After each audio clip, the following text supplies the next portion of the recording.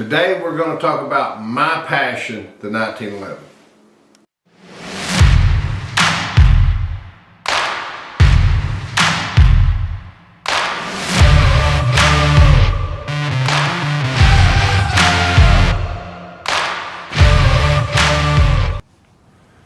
Number 39.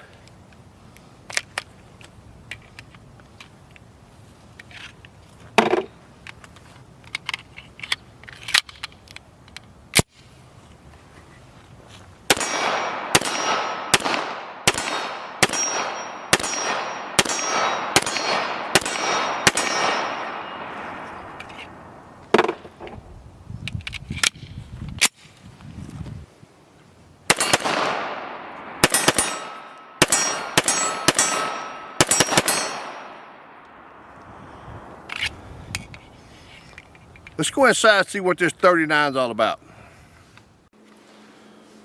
Welcome to the Hideout, and today, guys and gals, we're going to talk about something that's near and dear to my heart, and I'm going to tell you partially why.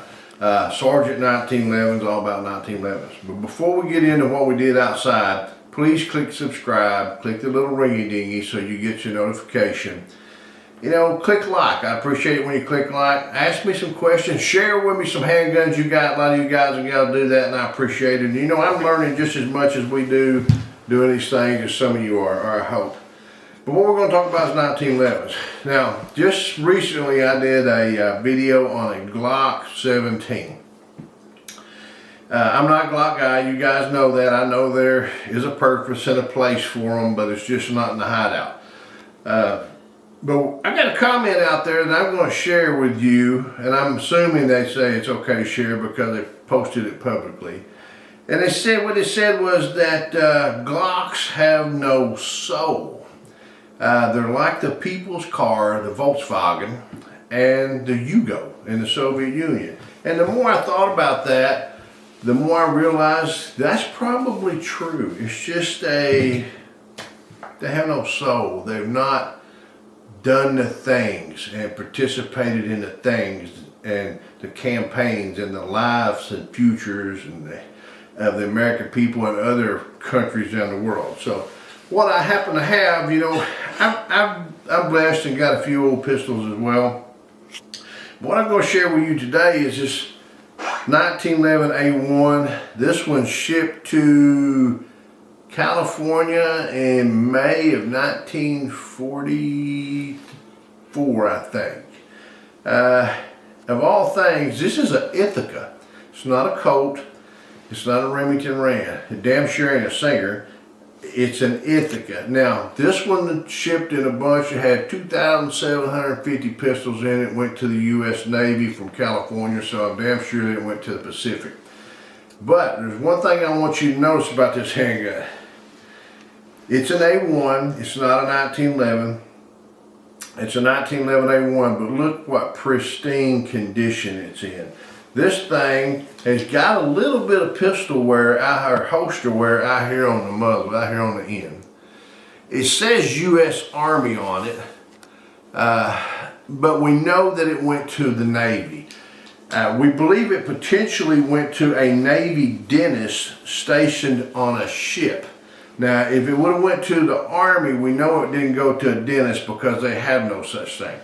But we do know the Navy have dentists, and this is where this would come from. So the history of these 1911s is part of what I'm talking about with the soul of the pistol. A piece of plastic, I don't see how it can have a soul. It's just like a thrown away styrofoam cup and you pitch it to the side, or freaking disposable razor, and you get another one and you pitch it to the side. And we become that disposable nation where we don't take things like this and we take these things for granted and know someone's grandfather, someone's father, someone's great-great-father, someone's brother, someone's cousin defended our nation with these things, took lives with them and saved lives with them, and made them what they are. Like I said, this one is an Ithaca. It was made in Ithaca, New York. It does not have the double diamonds on it because that's going to be an A1. And you know, you can tell this is an A1, and I'm going to point out a few things and I'm going to show you something else. The Back strap here is not flat, it's out. You see how it's got like comes out a little bit like this. I don't know if I can get you at an angle, but you can see it up against my dark shirt. It does have the cut in here on the side, right there. The beaver tail's bigger, you can see. So I mean, this is the A1. We shot it up out there, and this is an 80-year-old pistol. Served in the U.S. Navy, still looks in pristine condition. You know, I can understand why it would. The Navy guys didn't have a lot of opportunities to shoot them out on the boats. But it served its country. So this is one of the reasons that I'm really into the 1911s. I started shooting 1911s when I was a child. I went to the military. I was issued a 1911. I carried one the entire time I was in the military. Even after the Berettas were issued, I was in a combat arms MOS. Even though I was in a combat arms unit, I still never got a Beretta because it takes time. And you know, I guess my unit wasn't important enough to get them like some of the others were, or didn't have enough rank or whatever. But I never shot a Beretta, even though they had them when I was in the service. Hell, I never even seen one. But this is the Ithaca.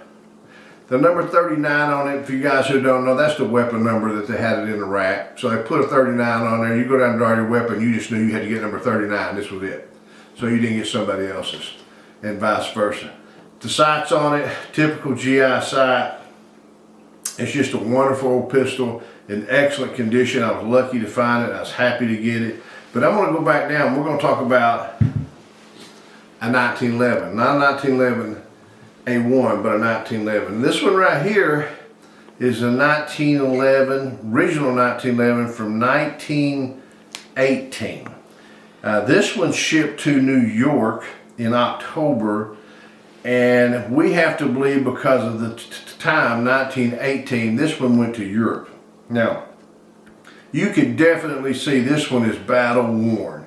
The bluing is gone off of it particularly. It does have the original double diamond walnut grips on it. You can see that changed from the double diamond to the knot. It does have the straight flat mainspring housing. It has a longer trigger. And right here, this is a telltale sign between a 1911 and a 1911 A1. The 1911 A1 is beveled here. I'm going to show it again, and this one is not. You'll take a quick look at that. Can you see where it's beveled and where it's not beveled? So this one right here even goes back further. This is World War I. This one probably hit the trenches of France. And then we probably went from France, who knows, it may have went to Okinawa, it may have went to Iwo Jima, it went to Belgium, Luxembourg, Germany. It could have been anywhere in the world, but you can bet your ass this was battle worn. The number of rounds that's put through this thing is completely unimaginable. It's just, these are pieces of history. These things have soul. This one has soul. The amount and the things and places that these weapons have done is absolutely amazing. And when I cannot talk about these things and even put them on the same freaking table with a Glock. Now, I want to show you something else that's kind of interesting. You know, I don't mean to bash a Glock because Glocks are tinker toys of the day, but I want to show you a magazine. Now, I did not shoot it out there. I loaded it, but I didn't shoot it. I should have shot it. This is a modern day 1911 magazine. Modern day. Goes in any 1911, including an old son-of-a-bitch. This is an original 1917, 1918 magazine. If you'll notice the two-tone color here. See how it's been, well, the reason it's that way, these things were heat treated and then dipped in oil. Boop. And this is the line in which the oil got to. So we did them a little bit different back in the day, but this thing's 105, 10 years old, and I don't think I'd be afraid to shoot it at all. The spring feels good and everything, but here's what I want to talk about with this magazine. As old as it is, if you go out and Google and find one on eBay, or you go to a gun show or something, and you're sitting at this guy's table and he's got a Glock there and he's got a used Glock for sale for $300. And you're tempted to pick it up. But before you do, you got your $400 in your pocket and you're gonna walk around a gun show and you're gonna see what else is available out there before $400. Then you're gonna look up on this magazine and this thing's gonna be worth $250. And you're gonna say, that single magazine costs as much as that used Glock. Yes, it does. So, we have to wonder what we're getting in these days. 100, this thing could be 110, 105. You know, it's over 100 years old. The 1911s first were produced, patented in like 1903 or 1905. I don't know, maybe 1909. It took them a couple years to ever get it out there. This magazine here could be way over 100 years. It is over 100 years old. It's at least 105 years old. So when we talk about 1911s, it's not just the handgun if it goes bang. You know, if we get them that really, really get nice and they're well fitted and they're top of the line handguns, you cannot build a polymer pistol that has a soul. You can't do it. It's impossible. You cannot build your grandfather that you remember when you were a child. You cannot build your grandmother when you were a child. You can't build your aunt, your uncles. Those things that you cherish as you get older, you cannot rebuild them. They're gone.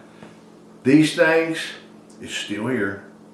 They're gone. You're using the Glocks, but they're still here for you to use. They're still here for you to collect. They're still here for you to invest in, and they still go bang, bang, bang. So until we get to shoot again, shoot safe and shoot straight.